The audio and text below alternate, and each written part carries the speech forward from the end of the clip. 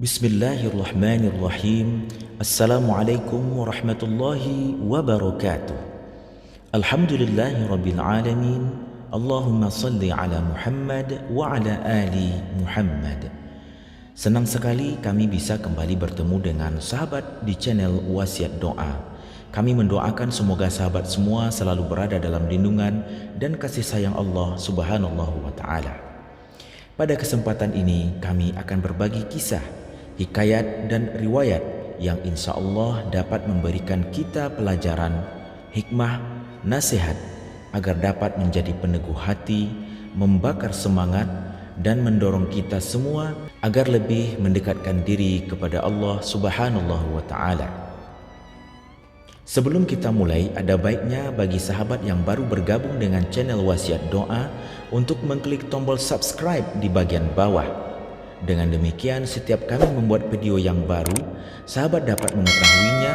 Sedangkan bagi pemirsa setia channel ini, jangan lupa bagikan video ini kepada saudara kita yang lain agar mereka juga mendapatkan manfaatnya dari kisah ini. Mari kita mulai kisah 3 orang yang terperangkap dalam gua yang akhirnya selamat dengan doa tawassul mereka. Dari Abu Abdurrahman Abdullah bin Umar bin Khattab radhiyallahu anhu berkata, saya mendengar Rasulullah sallallahu alaihi wasallam bersabda, dulu sebelum kamu ada 3 orang berjalan-jalan, kemudian mereka mendapatkan sebuah gua yang dapat dimanfaatkan untuk berteduh.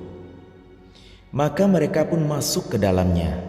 Kemudian tiba-tiba ada batu dari atas bukit yang menggelinding dan menutupi pintu gua itu, sehingga mereka tidak dapat keluar. Salah seorang di antara mereka berkata, sesungguhnya tidak ada yang dapat menyelamatkan kamu sekalian dari bencana ini, kecuali bila kamu sekalian berdoa kepada Allah Subhanahu wa ta'ala dengan menyebutkan amal-amal soleh yang pernah kalian perbuat. Kata salah seorang di antara mereka. Lalu yang lain menimpali, wahai Allah, saya mempunyai ayah ibu yang sudah tua renta.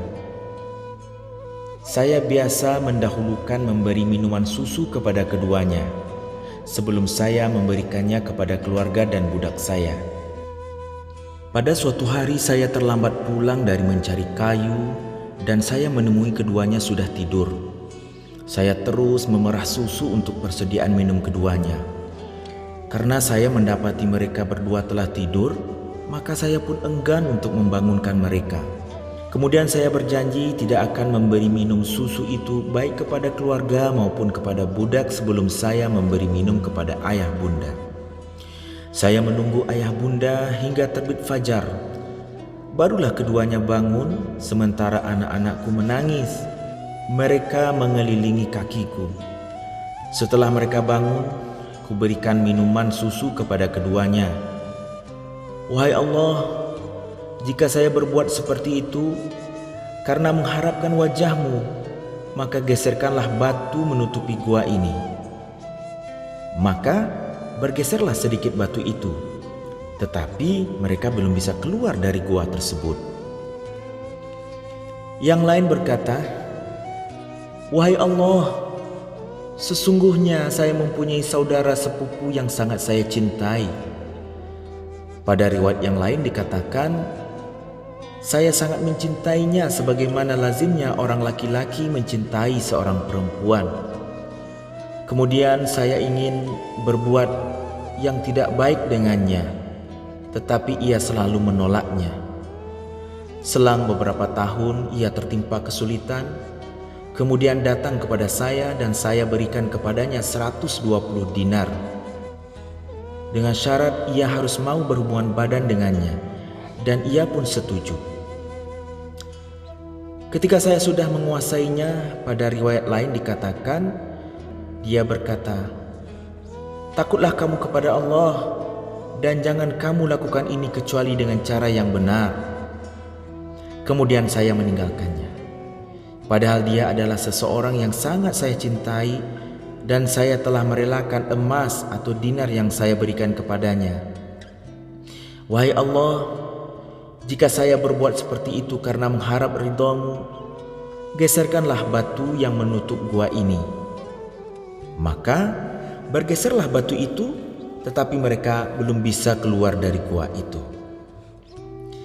Lalu orang yang ketiga berkata, Wahai Allah, saya mempekerjakan beberapa karyawan dan semuanya saya gaji dengan sempurna, kecuali ada seorang yang pergi, meninggalkan saya dan tidak mau mengambil gajinya terlebih dahulu.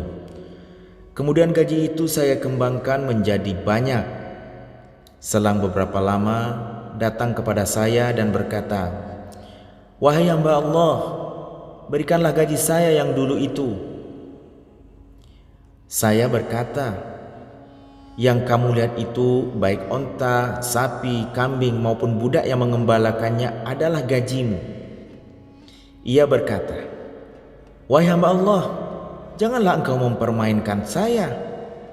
Saya menjawab, Saya tidak mempermainkan kamu. Kemudian dia pun mengambil semuanya dan tidak meninggalkan sisa sedikit pun. Wahai Allah, jika saya berbuat itu karena mengharap ridha-Mu, maka geserkanlah batu ini. Lalu batu itu pun bergeser dan mereka bisa keluar dari dalam goa. Demikian kisah yang disampaikan oleh Rasulullah SAW yang diriwayatkan oleh Abu Abdurrahman Abdullah bin Umar bin Khattab radhiyallahu anhu.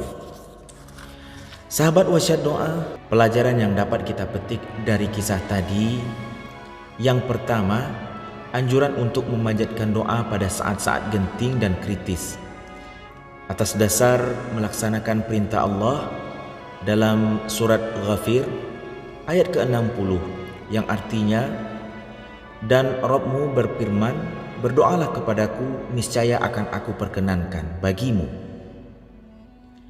Kemudian yang kedua, bertawassul dengan cara disyariatkan, yakni dengan amal soleh. Tadi, 3 orang tersebut masing-masing bertawassul dengan amal soleh yang telah mereka lakukan, yaitu menyebut amal soleh mereka dan memohon kepada Allah. Apabila amal soleh itu diterima, maka mereka memohon pertolongan kepada Allah, yaitu dengan menggeser batu agar mereka bisa keluar dari gua tersebut.